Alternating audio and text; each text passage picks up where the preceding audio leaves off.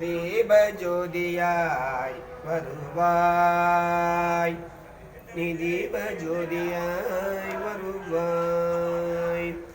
திருமகல்லே பொருள் தருமகல்லே, நீ தீபஜோதியாய் வருவாய்.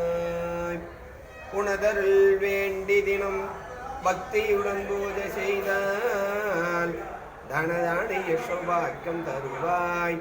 திருமகல்லே பொருள் தருமகல்லே, நீ தீபஜோதியாய் வருவாய். ஆக்கடல் உதித்த பொற்கொடி